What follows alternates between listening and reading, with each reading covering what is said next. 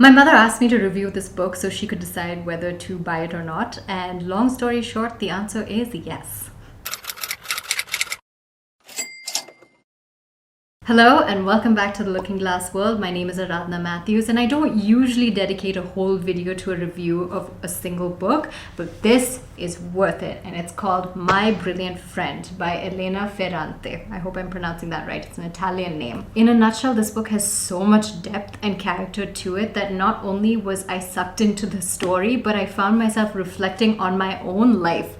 But before we get into the whole thing, let me give you some quick highlights. If we look at whether it's plot heavy or character heavy, it is character heavy. The genre is, I would say, coming of age, and the setting is a poor neighborhood in Italy in the 1950s. The protagonists of this book are two girls called Lila and Lenu. Lenu comes from a porter's family and Lila comes from a shoemaker's family. And the neighborhood that they live in is very poor, very destitute, and naturally money is king. And the embodiment of that is a family called the Solaras. And the two young boys in that family, young boys, I mean like teenage boys in their late teens, basically do whatever they want in that neighborhood. They take what they want, they rape who they want, they break what they want, and everyone, is afraid of them, but at the same time still wants to be nice to them, still wants to be liked by them just because they have money. So it's a neighborhood that's rampant with violence, especially domestic violence, very normalized for husbands to be hitting and beating up their wives. Everybody reeks of like desperation and sadness, and overall it's rather bleak. And in that setting, we have these two little girls, Lenu and Lila, and the story is told from Lenu's point of view. So now Lenu, from day one, kind of recognizes that Lila is not like the other girls in the sense that she has a brilliance to her, but also a darkness. And one of the earliest instances in the book is Lenu and Lila each have a doll, and Lenu's is better, and Lila says, hey, let's switch dolls. They do, and then she destroys Lenu's doll and then has no reaction or remorse whatsoever.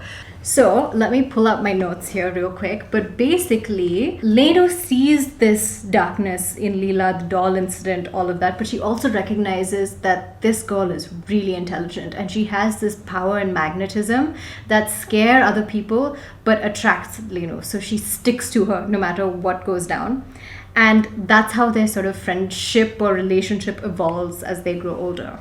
Now, the story of how they grow older is where it gets very interesting, because this becomes a story of nature versus nurture versus circumstance, and how we are a product of not just one but all three, and how two people in the same neighborhood but with very different levels of brilliance and intelligence can follow pathways that are dictated by things that are outside of their control or very hard for them to break through, and as a result their whole life changes. For example, you clearly realize that Lila is brilliant from the beginning, but the author really brings that out even as she grows older. So Lila refuses to kind of follow the patterns that everybody else naturally flows into, especially when you hit like puberty, adolescence, all of that, and suddenly the male gaze is on you and all the catcalling and the remarks and all. Everybody learns to look down and continue on that, but Lila refuses to behave like that, and she addresses it. When somebody's staring at her, she stares back.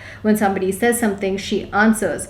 And quite frankly, just the difference of not doing what everybody else does is enough to jolt these men out of. Nobody knows how to handle her and how to respond to her, so it leaves a lot of people just baffled, and they're not able to understand Lila because she refuses to behave like everyone else. But as a result of that, they recognize that she has a certain power and they can't control her, but it's also seen very much as a threat. So she gets all eyes on her, but there's a lot of like malicious intent going on there, and a lot of people try to dismiss her and make her feel small. Of course, the go-to is to slut shame her and call her a whore, and it doesn't help that she's become very beautiful as a young adult. But that's kind of the story and the reaction to Lila. Now, it couldn't be more different for Lenu, who is much less attractive. She's sort of short, a little bit on the plumper side, and she's very bookish, and she follows Lila, and because she recognizes Lila's brilliance, she is also influenced by it, and it makes her smarter. So through Lila, she's able to learn how to learn if that makes sense. And she becomes very good at studies, is very diligent, and she behaves exactly like the rule and the conformity and all of that. Nobody is threatened by her. But nobody also takes her seriously. So she's kind of like relegated to the side, but loved by all. So that's kind of where the scales stand, the price each girl has to pay in the path that they choose. Now that's nature and nurture for you. Now comes circumstance, in the opportunity that presents itself where the girls get a chance to go and attend like higher education. However, Leno's family is, both Leno and Lena come from similar backgrounds in terms of the financial status of their families, but Leno's family agrees to sponsor, like pay for her education and like higher and higher levels of education. They don't stop. Leela's family stops very quickly and says, no, we are not paying for this. You will work in the shop. So very different turn of fate for both girls. The less brilliant one gets opportunities in education and knowledge opened up for her. The more brilliant one is forced to work and doesn't get to exercise her mind. For a short period of time though, Leela does learn through Lenu and continues to be brilliant, but over time it becomes too much for her to keep up, and you see this change. She starts to grow into the path that has been set for her. So her brilliance gets redirected in a certain way, and she loses the intelligence that she had as a child, that spark of curiosity, the ability to learn. And now she's still very intelligent, and she's very capable of maneuvering the people around her, knowing how to look a certain way, present herself a certain way. But that gets channeled into marriage. She finds like a nice rich boy, gets married, and starts a life of domesticity. Not what you would expect for the brilliant girl. And there is a moment in that book, because Lenu becomes more of like a academic career path. She goes on, she becomes better and better in what she does. She gets recognized for the work that she's doing. On her wedding day, I think, or a day before, Leela sits down with Lenu and says, "You are my brilliant friend." And that really hit me, because we all know in terms of potential, Lenu is not stupid by a long shot, but she is normal. She has potential, and given the opportunity, she is able to fulfill that potential. Leela is born with a gift, a talent. She is brilliant by nature. What she could have achieved if she was given the opportunities that Lenu was given would have been incredible, but she wasn't. And so this is where these two girls stand by the end of the book. Of course, there's more to the book as well in terms of the relationship of both these girls with their families when they enter like puberty and their exploration of their own sexualities, the dynamic that they have to face as young women with the male gaze on them, when it comes to things like money and work and status and how you have to navigate that. A lot of things going on in this book. It's a very, very, very interesting read. Initially, I was a bit depressed because it starts so dark, but it's very good. I gotta say, like, I think the Irish Times says there's a savage honesty to the work of Elena Ferrante that is both unsettling and comforting at once. I could not agree more. That sums it up beautifully.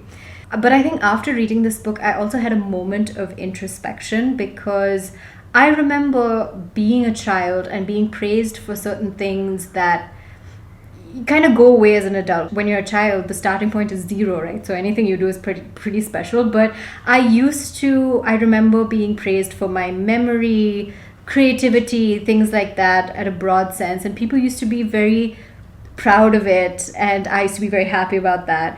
But as an adult, you wonder, is that still there or not? Have we lost that spark that we had as children, where there's no motivation to creativity and growth and brilliance, let's say, for lack of a better term? But we all have that spark in us, but we do the things we do, like the art, the dancing, the singing, all of that, out of pure joy. And somewhere along the line, that kind of goes away as you become an adult and you have to earn a living and you have all these obligations. How much is that spark still in us, and how do we bring it back in a way that that makes sense to our current context without ignoring our circumstances and the fact that we can't just give up everything and do art for the sake of art and earn nothing out of it. That's not the reality that we live in. So this is also addressed, and I think there's 4 books in this series, and I'm definitely going to read all 4 because I want to see how the author explores these themes as well as the girls delve into adulthood and whatever that brings. But overall, I would say it's a very good book. I had to write like full notes on it. So that's how in depth I went here, and that's how deep the book itself is. I would definitely recommend everyone read this. It's so good. And big thanks to my mother for giving me this for my birthday. Ma, please read this. It's worth it. But in the meantime, if you want more book recommendations, you can follow me on Instagram at The Looking Glass World. Make sure you like, comment, and subscribe. Thank you so much for watching. I'll see you next time.